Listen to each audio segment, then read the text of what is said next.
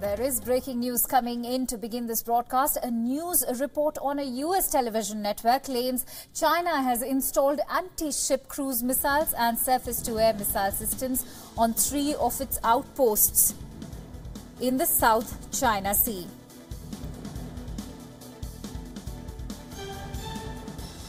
The report on CNBC cites 3 sources with direct knowledge of US intelligence reports. This is the latest breaking news coming in that China has been reported to install anti-cruise missiles and surface-to-air missiles in the South China Sea, which we all know is a very controversial space due to other rivals like Taiwan and Vietnam. And to give us more details on this news story, I am joined in by our news correspondent Siddhant Sibal. Let's quickly go across to Siddhant. Siddhant, South China Sea, as we all know, is a key global trade route. China has already established its first missile deployment. What is the point that China is trying to make over here, since they do have other rivals like Vietnam and Taiwan?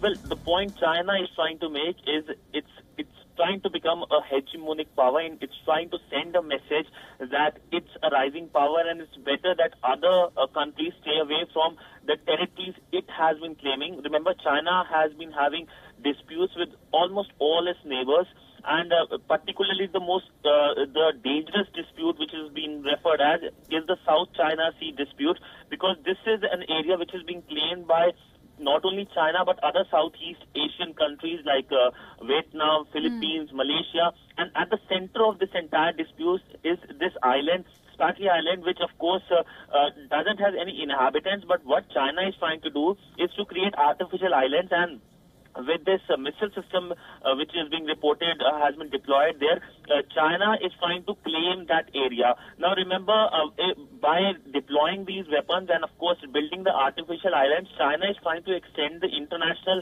boundary. And of course this entire area has a lot of resources and it's part of the international sea lane. So China can effectively, if it wants to, block the international route. So clearly it's a rise of a new China, but it's a rise of a power which of course is dangerous to other countries. We know that the international order has been facing a lot of pressure, especially when it comes from China. Siddhant, you aptly mentioned that, it is the rise of a new power, which is China. How is it going to threaten other global powers, especially the United States?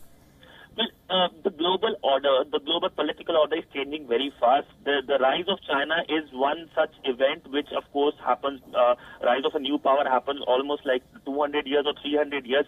And with the U.S. on a decline and coming with protectionist policies, China is trying to grab that area in the mental and, of course, the political space of the world. It is coming with new institutions. It's giving a new political system. It's giving a new economic system. And, of course, it's trying to also send message to countries that it's better countries stay away from areas which it has been claiming. Remember, China has disputes with almost all its neighbors. And adding to the entire crisis is China's own connectivity project, which China claims that it's connecting the world, but it's not, because it's creating more problems in the world, because this connectivity project is creating debts in small countries like Sri Lanka, and of course we know about Pakistan. Pakistan actually plays a major role in its own foreign policy, in Chinese foreign policy, because through Pakistan's China's major connectivity project, that's the China-Pakistan economic corridor passes, and that will going to connect Beijing to Africa, because Beijing is eyeing on African resources, it's eyeing on South China resources. So it's a new system which is dangerous to the world. And of course we know what's happened, that this report is coming out that missile system has been just deployed, which of course is only going to exacerbate the situation in the region. Right. Siddhant, also on a last note, of course China is now going to be capable of controlling the South China Sea under all scenarios, and India and China have started a new chapter altogether. How do you analyze India's position in this entire picture? Well, India has largely been silent, and of course we remember the judgment by the International Law of Seas saying that the dispute between Beijing and Philippines, India of course saying that the order should be followed. But India's position has changed in last few months. We have seen that big informal summit happening between the Indian Prime Minister and the Chinese President. So India, of course, India and of course China both are trying to mend the situation which happened, especially after Doklam. Yesterday only Global Times, which is considered to be a mouthpiece of the Chinese government, said that a hotline has been established between Indian and the Chinese military.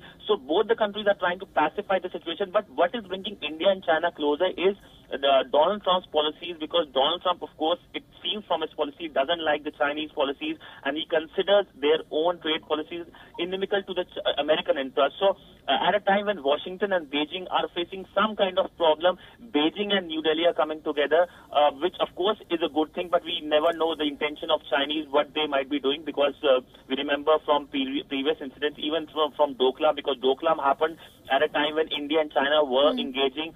We know that there was this hometown diplomacy in which the Indian Prime Minister went to China and the Chinese President visited Gujarat.